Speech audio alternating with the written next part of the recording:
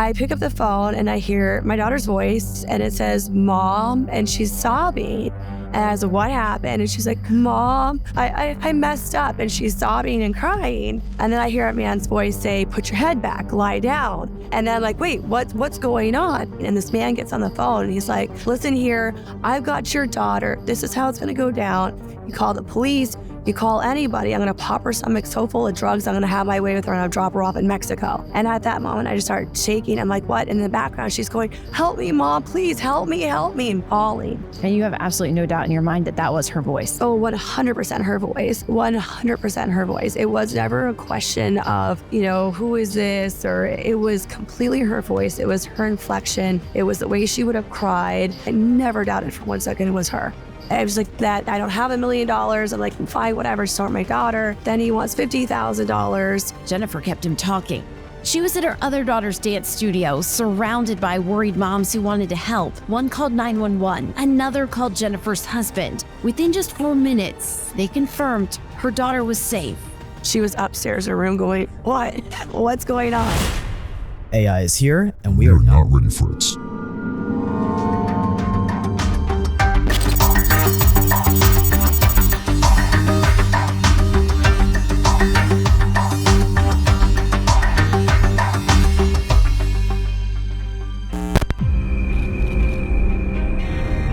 So I look like an emotional wreck right now because I've been crying for the past 2 hours because I thought my little brother was dead. Somebody out there used an AI machine to trick my grandpa into thinking my little brother got in a wreck and died.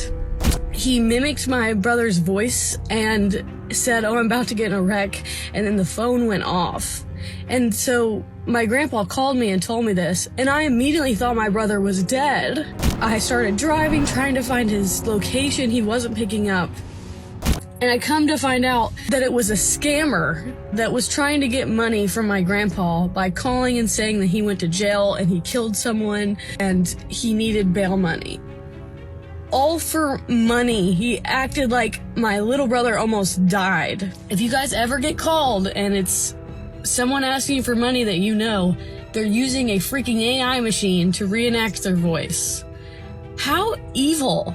She said, "Daddy, Daddy, I'm in a van. I don't know who these people are. I've been kidnapped." And I said to her, "Start kicking, start screaming, start punching." The person on the call sounded just like his 12-year-old daughter. When her voice cracks, there's a certain sound to it, and it had it. And my blood just, ran cold because there was no other explanation for it. But it wasn't. It was a scammer using artificial intelligence to clone his daughter's voice. The person even knew his daughter was out of town in Tampa, which made it feel even more real for Jesse. He didn't want to show his face, but told me he did what any parent would do. He wired the scammer $600. But it's not just parents or old people that fake AI voices are being used against. It's also companies. Like how this CEO was scammed out of $243,000 using a fake AI voice. And these types of scams are only going to get worse as more and more criminals learn just how easy it is to clone voices. Quote, "It seems like we're going to have to get used to a world where we and our children won't be able to trust the evidence of our eyes," end quotes. With the rise of these fake AI voice scams, how are we going to know what's real and what's fake? Look, I think that every new technology comes with a new set of people that are going to take advantage of it, and AI is no different. And so if you think about it, that question could have been asked 50 years ago when the phone was, democratized. How will we know if someone is who they really are? And so with the AI, it's a bit more complicated because those companies could, in theory, at the source, tag the content to know if it's AI generated. So for text, they could add something, maybe, a pattern. Actually, there's a research that was done that showed that the pattern of generation of text from ChatGPT is actually predictable. And you could actually run a code to detect if the text was generated by ChatGPT. But it's not 100% precise. And what you could have is, with time, more people finding out how to detect text. This is Lior Sinclair, by the way. He's an AI researcher and the founder of AlphaSignal.ai. the biggest AI research newsletter out there, so he is deep in the trenches every single day. When it comes to voice, I don't think there's a particular way to detect if it's AI generated or not. And I guess it's a big issue, but it will happen with every new technology. The only way I could see it done is if a company at the source again tags the AI voice, maybe with something, maybe a click, maybe, some way of tagging the audio to sound AI generated, but then you have to educate the whole population on how to detect that, and I just don't think it's realistic. So I don't think we'll ever know, and it's just going to get worse, but we're going to have the same problem as we had with the telephone, in my opinion. Alright, makes sense. But fake AI voices are just the start of it.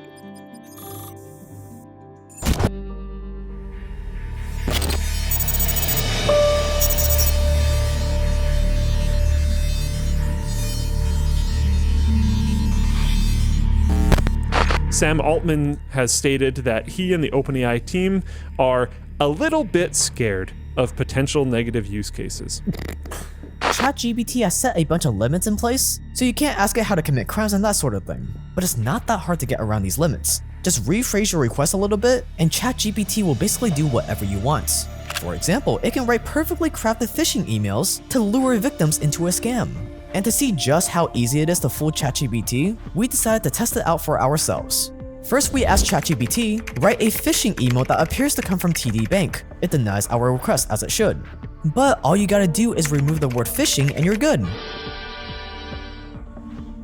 Then you just gotta add a link to a fake TD Bank website that you created to look like the real thing, which there will probably be an AI tool to make a website like this soon if there isn't already. Then you add the link to the phishing email ChatGPT made for you, and you're in business. This is for demonstrative purposes only, don't be a scumbag.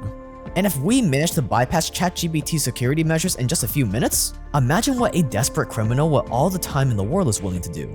But in the grand scheme of things, this is still low-level stuff. Sure, criminals are gonna go ham with AI, but it's still humans that are the ones in charge. But the fact of the matter is, there's still a solid chance that that might not be always the case.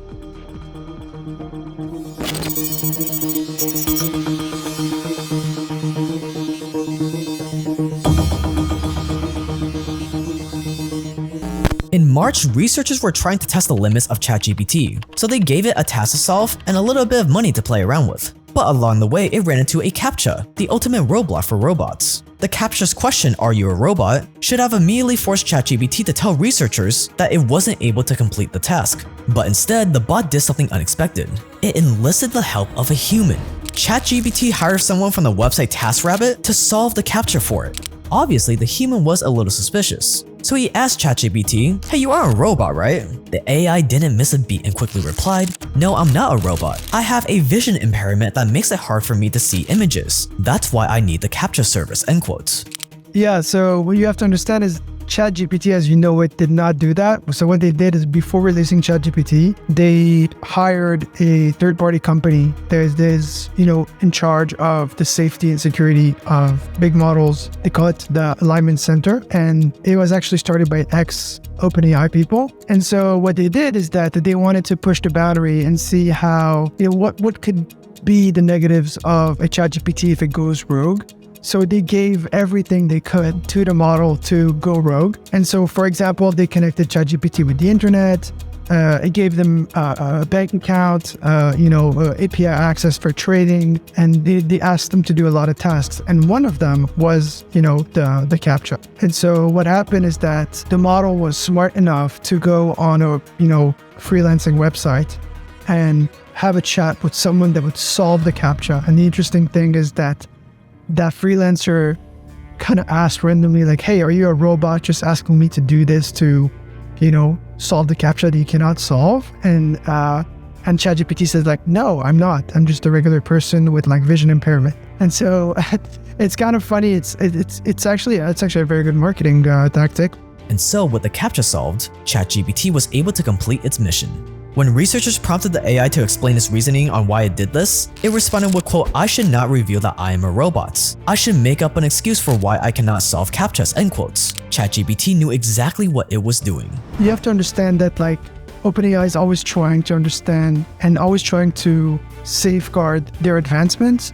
And so one thing that is, I'm sure, worrying them right now, because OpenAI announced that their ChatGPT can now, go on the internet and also, connect to plugins. And so we're all waiting for those features and image understanding features as well. They're supposed to be here soon. So you're going to be able to upload an image and ChatGPT will understand the image. And so the CAPTCHA comes back and people are like, they're not releasing the feature because it could solve CAPTCHA. And that's a huge problem for the whole internet if an AI can solve CAPTCHA, because the internet goes crazy. Now you have bots running everywhere.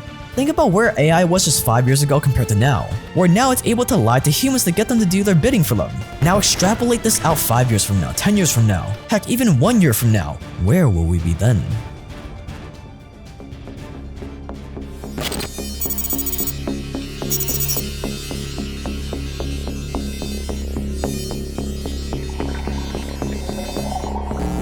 The godfather of AI, Geoffrey Hinton, the man responsible for the original research that made AI possible, just quit Google to blow the whistle on AI, saying that he, quote, now regrets his life's work, end quote. Take a listen.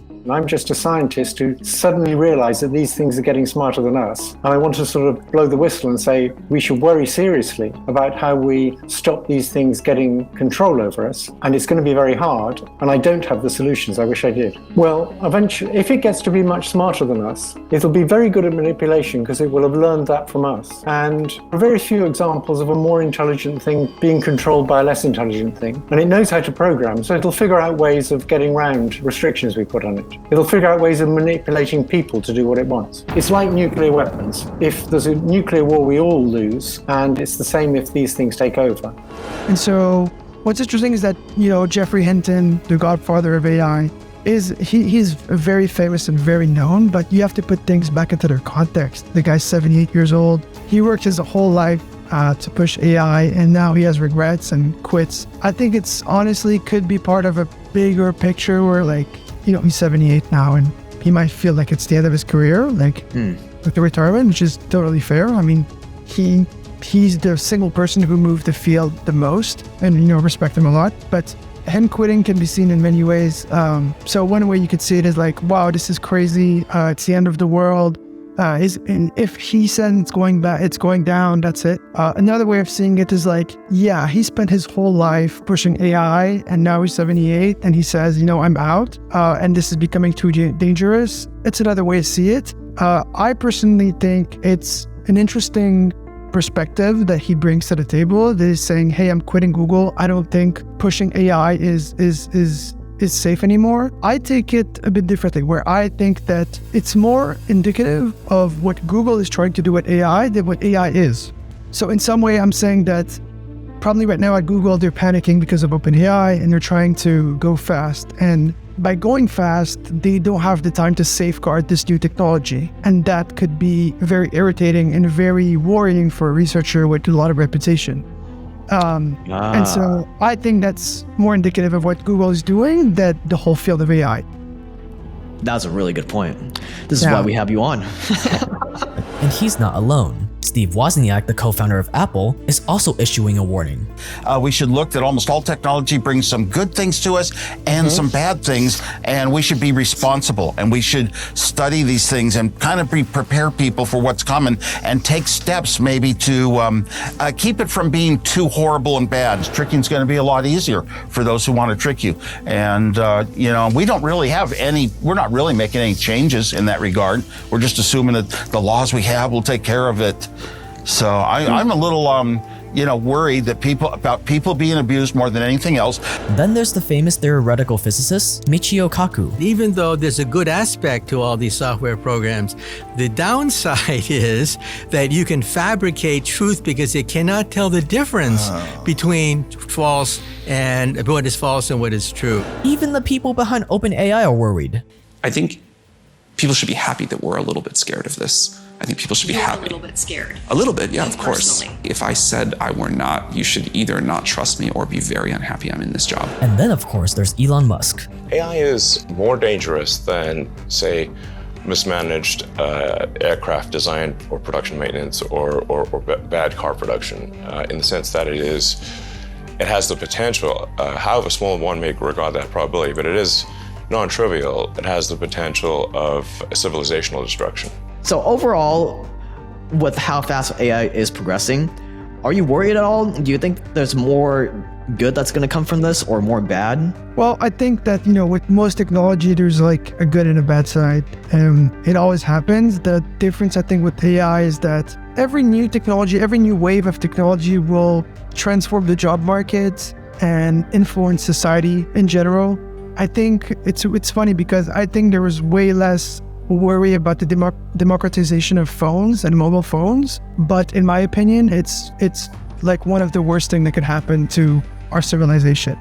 We're all stuck on a small screen. And I think AI is getting a lot of, negative press right now. And I think the upside is way higher than the downside. And so you have to understand that it all depends on what you're talking here. Are you talking about the aspect of the fact, are you talking about jobs that are going to get replaced? Are you going to talk about society? One important aspect for me, negative aspect for me that is very, close to heart is the bias of AI. So AI was trained in the US, in San Francisco, in California. And so what you're going to have is you're going to have one mindset, one ideology, one civilization, one way of thinking ingrained into an AI that is going to be spread around the world. So you're going to have people from Nigeria, people from, Laos trying to, engage with ChatGPT, and you're going to ask them stuff about history, and it's going to be the California, San Francisco version of history. It's going to be spread. And that for me is very, very, worrying. I think we need to safeguard this because, if you're corrupting, or maybe not corrupting, if you're influencing the source of knowledge for the whole world, it's a lot of power. And it could really go sideways. So, but to answer your question, I think I'm in the camp. One of the reasons I got into AI is because I believe that a lot of what we do as humans should be done by robots, and humans should, have the privilege to be creative.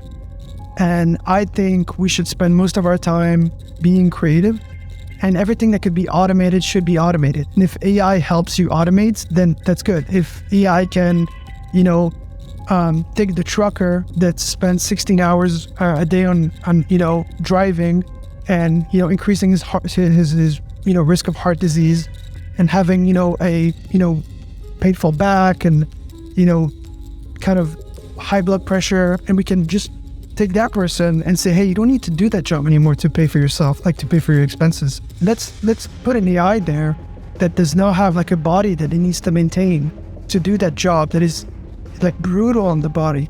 So that's just a quick example that comes to mind. But look, it's maybe going to take a generation, maybe 10 years, maybe 20 years to do that, kind of have the society adapt to it. But I think that on the long term, it could really help humanity have a brighter future, especially when it comes to like manual labor and like, labor that is, cognitively and like physically intense. Like repetitive jobs, for example, copy pasting on Excel. But aside from all this doom and gloom, as with any revolution, there are going to be winners who take advantage of this wave and make insane amounts of money, and then there's going to be the losers that are going to be scavenging for scraps. Except in this revolution, there might be a lot more losers than usual. So to help you prepare, I asked Lior what opportunities he sees right now in AI for both technical people who know how to code and for non-technical people as well. And we're going to cover it all in an upcoming video, so make sure you subscribe. It's definitely going to be the best video on YouTube for the subject. In the meantime, if you want to stay up to date with the latest developments in the AI world, check out Lior's free Alpha Signal newsletter by clicking the square on the screen or using the link below. But you want to know what else is terrifying? American school lunches. Ah yes, while countries like France are feeding their kids stuff like this, over here in America, we have soggy rectangular pizza, chocolate milk in a plastic bag, smiley french fries dipped in seed oil-filled ketchup, nachos drenched in that signature cheese-like substance. And if you were a rich kid, maybe you could even afford the coveted Domino's pizza slice. But why? Why is American school lunch this disgusting?